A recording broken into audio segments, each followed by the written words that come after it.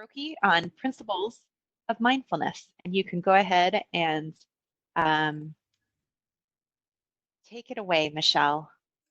Great. Thank you so much, Caitlin, for the introduction and for inviting me here today to talk to you all.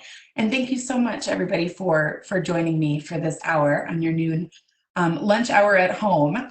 So I'm going to share my screen with you. So what you're hopefully seeing is a PowerPoint presentation. All right. Okay. So I'm here, as Caitlin mentioned, to talk to you all about mindfulness. And I'm sure that some of you have already heard this term before. Maybe there are some of you on the call that have already practiced mindfulness once or twice. And maybe there are even some of you out there that practice one form of mindfulness every day. But for those of you that aren't familiar with the term or what the practice really involves, I hope you learn something in the next 45 minutes to an hour. So just to give you an idea about the agenda, I'm first going to start off with a definition of mindfulness, which we'll dissect and go through together. I'm also going to provide some examples to help us really understand that definition. And then I'm going to dive into some of the health benefits of mindfulness that are evidence-based and that have already been studied. And throughout the hour, I'm also going to incorporate 2 mindfulness practice sessions that we'll do together. So let me switch here. So let's start with a definition. So this one comes from Dr. Jon Kabat-Zinn, and he is one of the first American mindfulness researchers. And he describes mindfulness as, quote, a means of paying attention in a particular way, on purpose, in the present moment, non-judgmentally. So when I first read this definition, when you're first looking at this, if you haven't seen it before, I'm sure it still sounds a little bit abstract. So let me give you an example of how you can put this definition into practice, which may help. So envision that you are walking outside, and you can close your eyes if this will help. So envision you're walking outside and you look up at the blue sky. You can look up at the sky as you breathe in and say to yourself, I am aware of the blue sky. In that moment, in that very moment, you become mindful of it. You become mindful of the blue sky. And in that moment, the blue sky becomes the object of your mindfulness. Breathing out, you smile and acknowledge the blue sky. So this is a kind of mindfulness practice. In that moment, you recognize the blue sky as existing.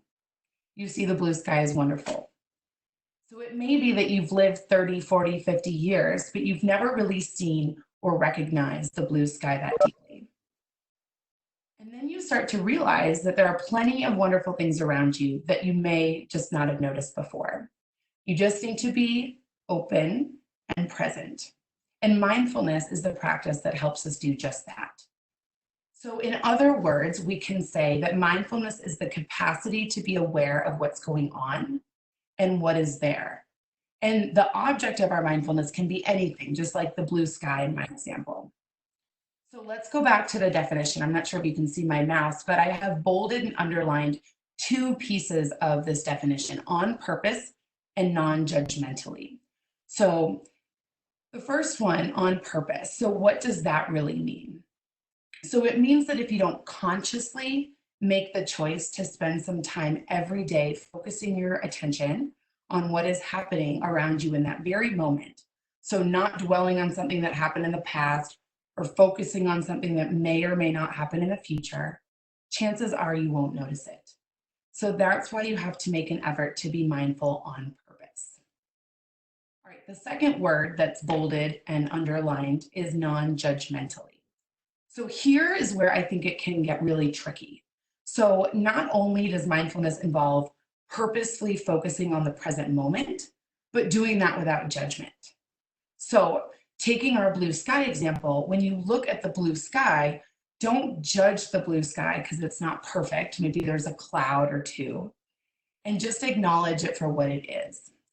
And it can be very, very difficult to be in that present moment without judgment.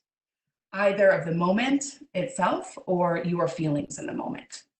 But we'll do some exercises in a little bit, and I think it'll help to make this less abstract.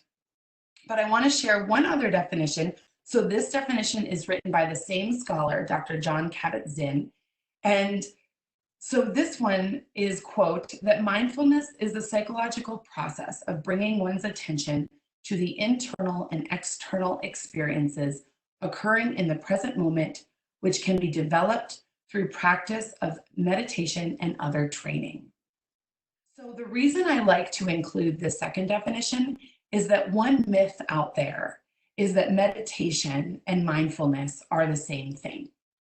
So when you read a lot about this, online or just sort of in the media and news, oftentimes these terms get thrown around interchangeably, and that's simply not true. Meditation is very, very powerful, but it's not the only way of becoming more mindful. It's just one form of mindfulness practice, and that's really the point I want to highlight for everybody today, that every aspect of life can be used to enhance mindfulness. Every one of your senses can become sort of gateways to this state of being. So even if you are eating or are drinking your water, simple things like walking through the park, smelling the flowers, those all can become mindfulness practices. So in the last few years, mindfulness, as you all know, has become really, really mainstream, especially here in the US. But many people feel like they haven't quite grasped the idea because it seems so deceptively simple. And this may be because the concept itself is really easy to understand, but the actual state of mind is difficult to cultivate for more than a few seconds at a time. So just one more example, and then we'll dive into our first practice. But I really take a lot of what I'm saying today from Kabat-Zinn, and he likens mindfulness to being behind a waterfall. So I'm trying to get you all to picture that with a slide that's up on the screen right now. So mindfulness is not being under the waterfall where you're caught in this swirl of these sort of pounding thoughts, emotions, and sensations. And you're also not trying to stop them or change them. Instead, you're behind the cascading water, observing what's happening around you without evaluation. All right, so let's go on and we'll do a mindfulness practice called a body scan. So I'll guide everybody through this. And just so you're all aware, it's nice to know how long these things will take. It'll be about 5 minutes. And so I'll just ask everybody, if the chair that you're sitting on is comfortable, stay there. Also, you can, take a seat on the ground in your home office or wherever you happen to be. You can sit with your legs crossed, whatever makes you comfortable. All right, so let's begin.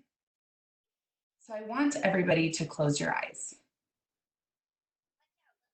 Notice your breathing. Is it fast? Is it slow? Place your right hand on your stomach. Feel if your stomach is going out as you breathe in and in when you breathe out. Take a few more breaths and relax your hand. Now take a long, deep breath in through your nose and breathe out through your mouth, fully and completely. Breathe like this a couple more times. Now, bring your attention to your body. Notice if there are any parts that hurt or are tense or tight. Notice the parts that feel comfortable and relaxed. Use your breath to help you relax even more. Keep breathing in through your nose and out through your mouth. When you notice a part of your body that is tight or hurts, send your breath there. Directing your breath can help make that part of your body feel more at ease. Breathe in and breathe out. All right, now we're going to start the body scan. Start by focusing on your head. Does it feel heavy or light? If it feels heavy, don't pass any judgment. Just acknowledge that this is how you're feeling in this very moment. Okay. Now move on to your face. Are you holding any tension? Are you clenching your jaw? Whatever you notice, just acknowledge it as you breathe in and out. Try to relax your muscles and move on. Move on down to your shoulders. Are they loose or tight?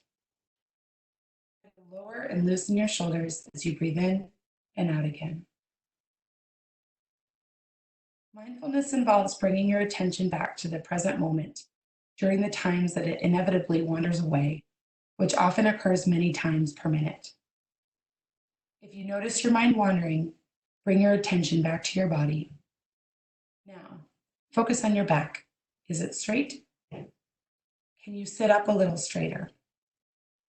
Try to imagine that there is a string on the top of your head and someone is gently pulling up. Now notice your arms. Do they feel heavy? Does one feel different from the other?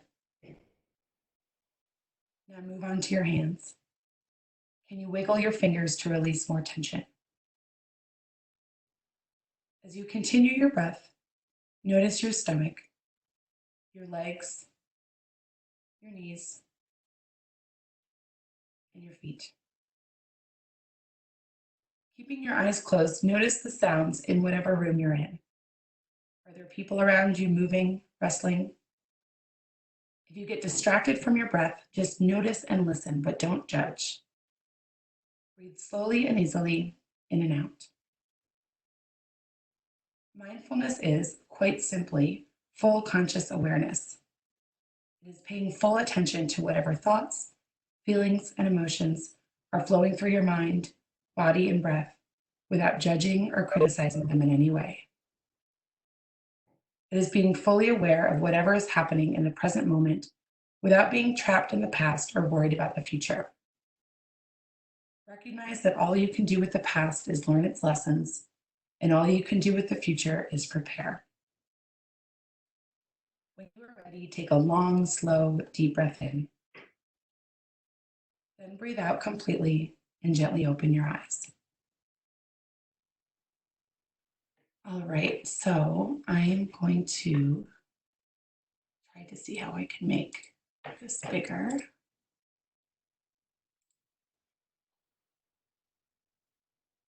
So does anyone feel any more relaxed than when you first joined the WebEx now that we've completed our first short mindfulness practice? And feel free to type anything into the comment box or unmute yourselves to share.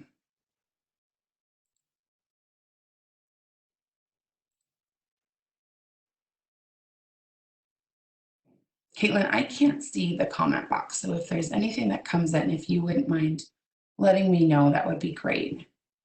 Yeah, doesn't look like I've seen any comments. Oh, someone shares, I feel more relaxed.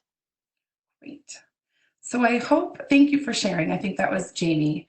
So I hope that what you experienced during that exercise was a decreased heart rate and some reprieve from the stressful feelings that you might have brought with you today to this WebEx. So I'm sure it isn't all new news to all of you, but when we are under unrelieved long-term stress, our bodies start producing more cortisol, so our stress hormone, which over time can create numerous health challenges for us. So we then start triggering more and more amygdala responses, and this is the part of our brain that houses our fight or flight response. And these really start to develop with feelings of fear and feelings of anger. So if this keeps up, we start to find that we're reacting with anger and fear to things that normally wouldn't bother us at all. So research has shown, and I'm going to show a few case studies for you all here in the next part of the talk, but that regularly practicing mindfulness, even doing 5-10 minutes a day like we just did together, can actually create physical changes in the brain and chemical changes in our bodies.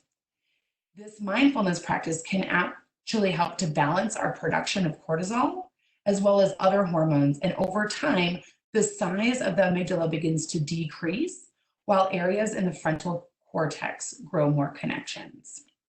So, another question for you all, what about difficulty? Did anyone find that body scan exercise difficult? And just feel free to type in the chat box if you have anything to share or thoughts.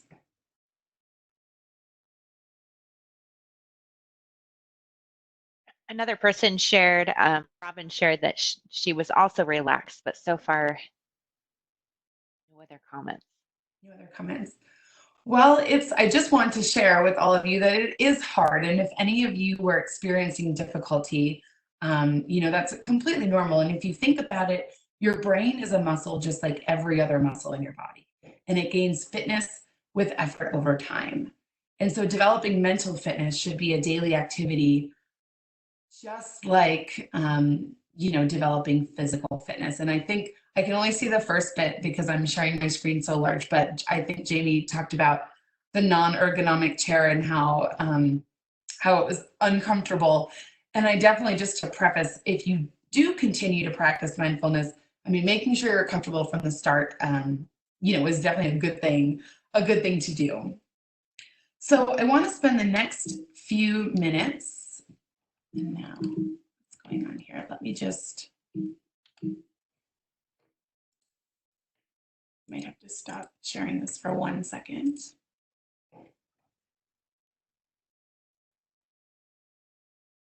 There we go. I want to spend a few minutes talking about the history of mindfulness. So the short answer is that there really is no easy answer to this question. On the one side, many contemporary scholars trace the lineage of mindfulness from early Eastern religions to its modern, more secular presence in Western science. According to one historian that I like, his name is Robert Scharf, the Buddhist term translated into English as mindfulness originates from the Pali term sati. And sati is basically an awareness of things in relation to other things, and therefore an awareness of their relative value. So it's what causes a practitioner of yoga, for example, to remember that any feeling he or she may experience exists in relation to a whole variety of feelings. So just like Jamie's kind of uncomfort sitting in the chair, that it's all in relationship, to other feelings. And that's really what that sati is. Though if you really start to dig into the history, and I have a few of bullets on the screen, there's other scholars that believe there were more than just one word for mindfulness used throughout the Pali Canon. And so that's why there's not really one straightforward answer about its history.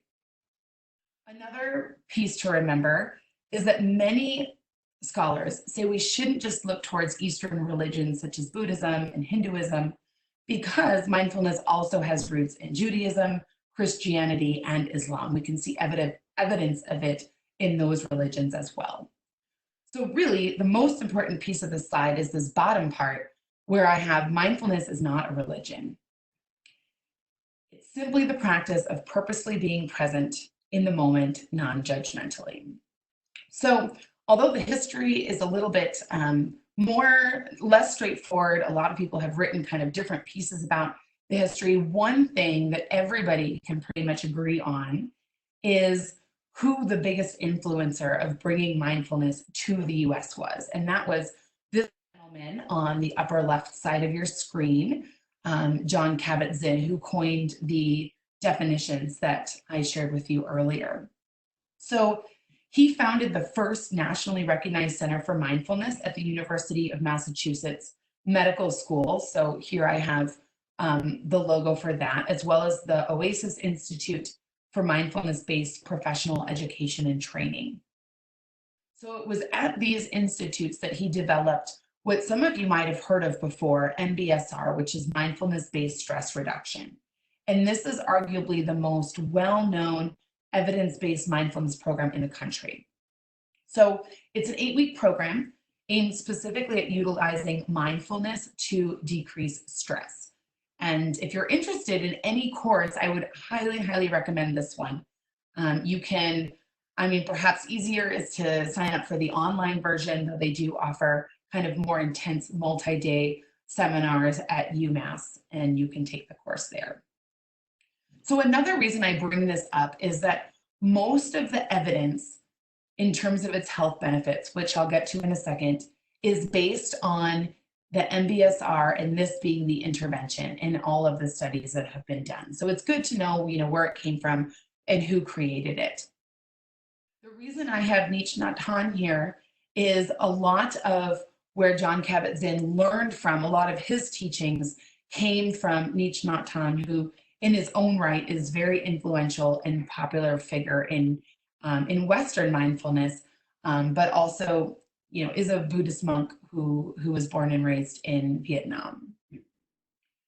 So many say that the integration with Western science was really, really critical in helping mindfulness gain widespread popularity in the West, particularly for audiences accustomed to more Western science and more unfamiliar with Eastern practices. All right, so one reason, and I'll just give a little bit more about this and then we'll get into the evidence, but one reason it took a Westerner to adapt and popularize Eastern traditions for a Western audience is just the different worldviews prevalent in each. And, there's a lot of writing about the discussion of some of these differences, such as individual versus institutional thinking, cyclical versus linear thinking. And it's a really interesting topic for those of you that want to learn more about it. We don't have time in this hour, but I direct you to this wonderful TED Talk from Devdutt Patanak called East versus West, the Myths That Mystify.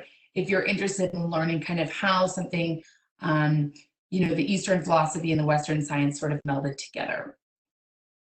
All right, but here we are in 2020. It's hard to get this data in 2020, but in 2018, 842 peer-reviewed articles were published in academic journals about mindfulness. So it really, I hope that this highlights for you that this has really moved the practice of mindfulness from sort of this alternative domain and, unscientific into mainstream medicine, psychology, education, and even used in business. And so we've really seen this shift over the last couple of years. All right, so let's dive into the health benefits.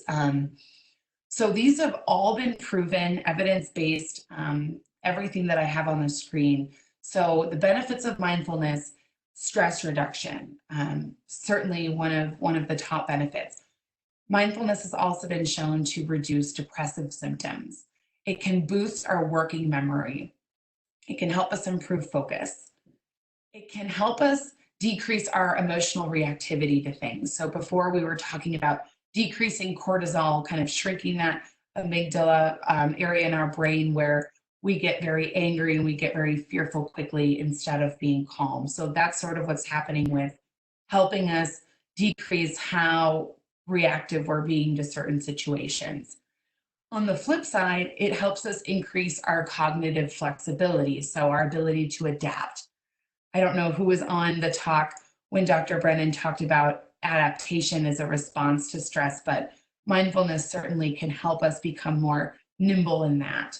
And lastly, improving relationship satisfaction. So I have a case study or some information on that here in a minute, but it has actually been proven to help with our relationship satisfaction as well. All right, so I'm going to present 4 case studies, and I just sort of picked these at random because I thought they were interesting to share. And so I've got 1 slide per study, and then I'll explain what the study was, who was involved, and how the researchers, figured out what they did in terms of mindfulness and its health benefits. All right. So the first case study is that mindfulness can increase beneficial brain gray matter, which is really exciting. And I don't know if any of you have read any about this, but this particular study was interested in looking at the effects of the brain, the effects of mindfulness on the brain. And how they did that was researchers used neuroimaging techniques. They used physiological measures and behavioral tests. And this study was conducted at Harvard University. And one thing to start off with, what is gray matter? So let's talk about that for a second. So Our central nervous system is made up of two kinds of tissue, gray matter and white matter. And the gray matter that we have in our brain is directly responsible for a few things like memory, seeing, hearing, executive functions like basic cognitive functions like working memory, impulse control, emotions, and our speech.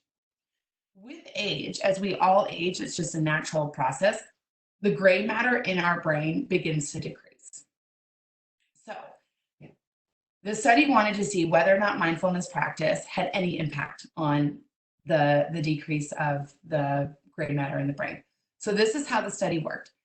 MRI images were taken of the brain structure of 16 study participants 2 weeks before and after they took John Kabat-Zinn's 8-week mindfulness-based stress reduction class. So only 8 weeks of practicing mindfulness. So then at the same time, a set of MRIs was taken of a control group of non-mindfulness practitioners over a similar time interval. So we had our control group, people who didn't change anything, and the case group who started on this 8-week course. So the results were absolutely remarkable. And after just 8 weeks, the study showed that the brain was able to create new gray matter in the hippocampus, the area of the brain that houses this. The gray matter, just so you know, is also associated with self-awareness, compassion, and introspection. So over time, this suggests that practicing mindfulness can actually lead us to being able to manage life stressors more efficiently. And I want to read this quote, if you haven't read it already, by Dr. Britta Holzel, who was one of the lead researchers. And she says, quote, "It's fascinating to see the brain's plasticity and that by practicing, mindfulness meditation, we can play an active role in changing the brain and can increase our well-being and quality of life." So pretty exciting. I hope that I'm getting everybody slowly on board with why we should be doing this, even 5 minutes a day. All right, the second case study. So this study investigated the effect of mindfulness on the emotional states of three things: depression, anxiety, and stress. The researchers were also interested in exploring whether people with more severe levels of depression, anxiety, and stress responded differently to the mindfulness training than those that just said they were, very mildly stressed and maybe didn't have depression or anxiety. So to investigate these questions, 50 participants completed the depression, anxiety, and stress scale, the DASS scale. And they did this before and after 10 weeks of mindfulness program. So a little bit longer of an intervention. So results were really promising, and they indicated that it was actually those folks that had more severe emotional difficulties at the time that they started that demonstrated the more notable improvements over time. So it sort of suggests two things. One, that only 10 weeks of mindfulness can really, have a positive impact on these emotional states. And that, B, those that have more severe conditions may be able to receive even more positive benefits. All right. The third study has to do with working memory. So this study was the first one in my set here that had to do with adolescents, and it was investigating the effectiveness of a mindfulness intervention on working memory capacity in adolescents. So the way that this worked is 198 youth were recruited from a large public middle school in Southwest United States, and they were randomly assigned to three groups. So one was the mindfulness meditation group, the second group was a gentle hatha yoga group, and the third group of adolescents didn't do anything differently. And participants completed a computerized measure of working memory capacity at the beginning and then at the end of the study. And so one way to test this is if I were to recite a bunch of things to you and then asked you to recite them back to me, memorizing, the order and what I said. That would be a way to test working memory. So results indicated that those adolescents in the mindfulness group, and you can see this on the graph, is the blue, they almost increased their working memory by a third. The Hatha yoga group, although working memory of those adolescents did go up, it certainly didn't go up as much. And then the ones in the waitlist control group that didn't do anything, there's actually decreased from the start to the end. So this study was pretty revolutionary in terms of proving that mindfulness can be beneficial for youth and also that it can help them, in a with something that would be beneficial for their schooling, their memory, and their brain growth and their development. All right, and there's plenty too. If anyone has questions, I'm happy to share resources for mindfulness for kids and mindfulness for adolescents, and to work with your kids or kids, to just incorporating it little by little into their day. All right, so the last one, this is sort of less of a case study, more of just a general body of literature that I wanted to point out that I think is interesting. But numerous studies have looked at mindfulness and its relationship to relationship satisfaction. And they have found that a person's ability to be mindful can actually help predict satisfaction in their relationship. So, a few things that I wanted to point out. So, this is all again based on evidence, and I have the studies and the authors pointed out. But evidence suggests that mindfulness protects against the emotionally stressful effects of relationship conflict. So, before we talked about, being more able to be kind of cognitively nimble, reducing the cortisol and not reacting with fear or anger. And so that very much helps us with mediating relationship conflict. Second thing, it's positively associated with the ability to express oneself in various social situations. And also, again, as I mentioned, can predict relationship satisfaction. So I guess my goal here was I really hope that I at least convinced a few of you on the WebEx that it might be, an easy thing to incorporate into your daily life that actually has a lot of scientifically proven health benefits. So I'll just pause for a second. If there's any comments or questions, we're going to do one more guided meditation together. And then at the end, I'm going to leave you sort of with 3 take-home pieces and also recommend some apps that you can program onto your phone to help you with your practice. So if there's any questions, feel free to type them in the chat box or unmute yourself. All right. So again, find a comfortable seat. So this one will take about 4 minutes. All right, so I'd like everyone to close your eyes. Notice your breathing. Is it fast? Is it slow? Take a long, deep breath in through your nose and out through your mouth. Breathing fully and completely. Feel the air filling your lungs and going back out. Breathe like this a couple more times.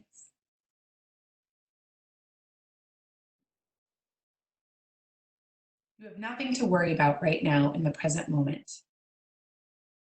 Imagine we are going to go for a walk. Find your favorite walking shoes and put them on.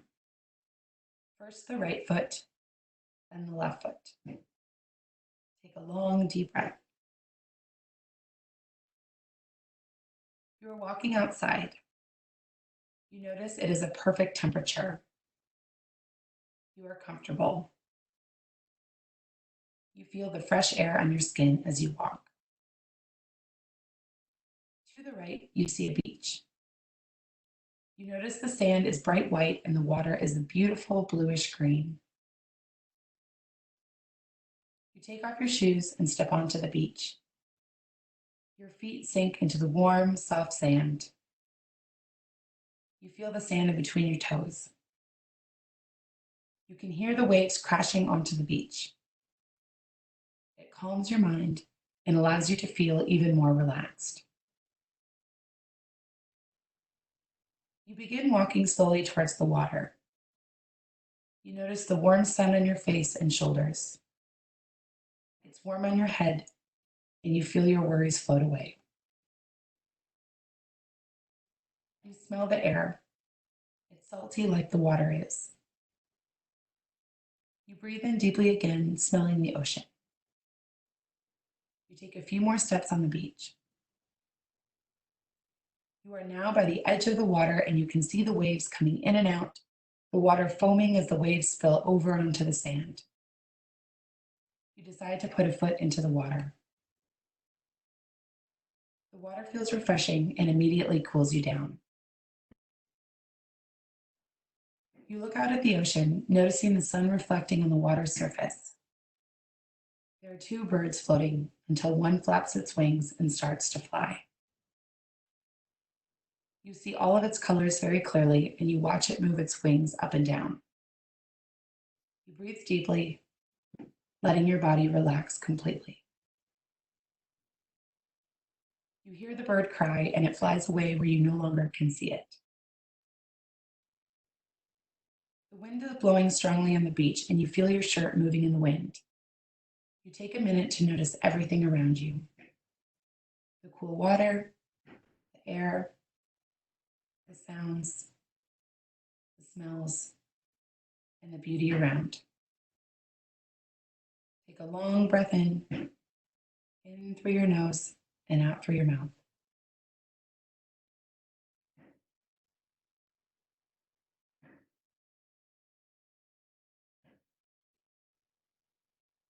You walk slowly away from the water to where your shoes are waiting for you. You bend over and put your left shoe on, then your right shoe. When you feel ready, bring your attention back to the room you're in. Feel yourself sitting on your chair or on your floor and slowly open your eyes. So again, that was a different type of mindfulness. Before we did a body scan, this was a visualization, but I hope that what you experienced was a decreased heart rate and some reprieve from stressful feelings that you might have brought with you today to the WebEx. Any thoughts? If you could use the comment box or unmute yourself. Was that easier? Was that harder than the first one? Did you enjoy the visualization better? Let's see, Wiley. Kaylin, can you tell me what Erica said? I can only see them popping up. Let me get to that. Erica said that she had troubles with the last exercise. This one allowed me to escape my current surroundings, which helped me relax. Oh, great. And I like the visualization ones too, because it really takes you kind of out of, like Erica mentioned, your present moment, where you are, your environment. And so you'll find there's numerous different types of mindfulness, and you'll find the one that you prefer over others. And sometimes it could be that, one day just lends itself to one kind, easier or sooner than another. Great. Any other comments?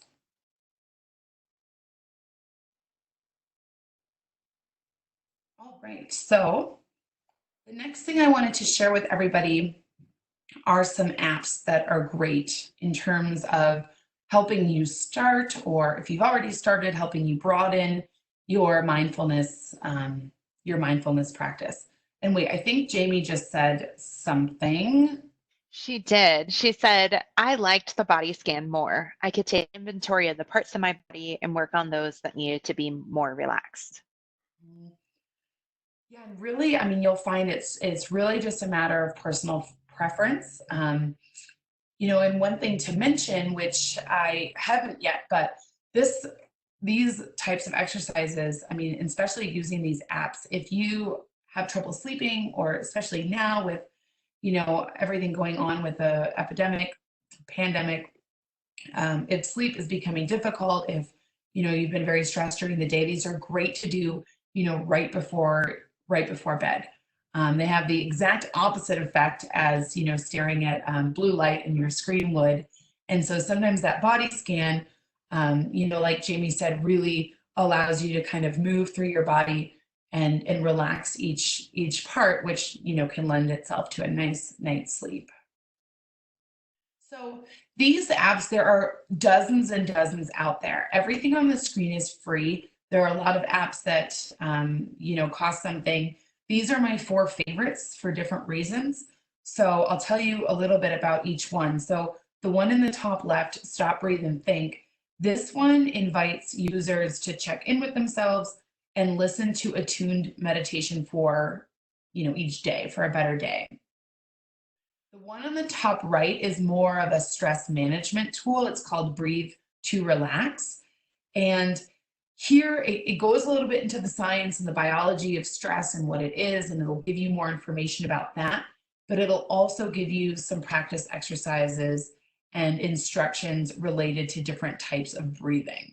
So that is that one on the top right. Then Headspace is really nice. There is a program, it's called a Take 10 program. So you start mindfulness off 10 minutes a day, and then you kind of progress. So the Headspace might be one if you're brand new to this to kind of start there. And then the Smiling Mind is the last one. This one, if you can see my mouse, the orange and turquoise one.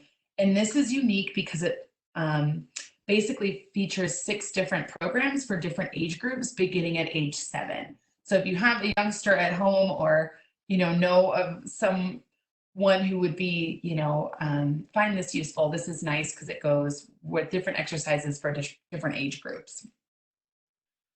All right. And so to end, I really just wanted to leave everybody with 3 important things about mindfulness that I would like everyone to ponder and just sort of think about. So the first is that mindfulness is not relaxation. Although stress reduction may be a side effect, and alone the without judgment piece may result in less stress, fundamentally, mindfulness is not rest. So even remembering to be mindful can take quite a bit of work. And so just know that it's not easy. It's not meant to be easy. But many people, including myself, find that checking in with, our thoughts, our feelings, and sensations, even if it's not necessarily restorative, is very illuminating. So that's the first kind of take home. The second take home is that don't think that mindfulness is some way, opting out or detaching yourself from the world. Actually, nothing could be farther from the truth. It's actually about connecting and embracing life with all of its chaotic beauty, with all of, things that might be going wrong in your day on that, very moment when you start your practice. Many people also mistakenly believe that the aim of mindfulness is to intentionally clear the mind of thoughts. And rather, it's about understanding how the mind works. So to see how it kind of ties itself in knots to create anxiety and stress and unhappiness and exhaustion. And it teaches you how to observe those feelings and sort of see how they come and go, right? Like waves in the sea in our beach example. And in those calm spaces in between, when you can really focus on the present on purpose, non-judgmentally, are the moments of insight. And lastly, kind of the third take home is that the goal is absolutely not to be mindful all of the time. It would be really impossible to be in the present moment at all times. I mean, sometimes we have to plan for the future, like what's on my to-do list, what's going on with family and work and home, or, I don't feel really good. I should go home, lie down, and make a plan for the next few days. It's also, really important to reflect on the past. So, like next time I'll try to listen to my partner rather than storming out, or I should have completed this task before other things. So it's completely understandable that we cannot be mindful in the present moment all the time. It would leave us probably pretty exhausted and overstimulated. But even seasoned mindfulness practitioners have many, many mindless moments, getting lost in rumination or daydreaming. But the importance is that through all that chaos and the past reflection and the future planning, that you take a few moments a day to practice mindfulness in the present. So thank you so much. That is all I have. I'm going to stop sharing my screen. And if there are any other comments, let me know or questions. Thank you.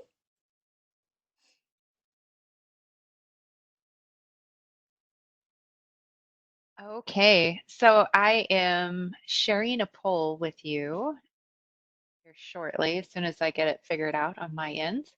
It just helps us give us some feedback about the program. And so take a few moments to complete that. Also, oh, there's some comments. I'm not sure if you saw them over there. Now I'm back. Michelle, For some reason, I could not see them when I was sharing. Okay, so I have.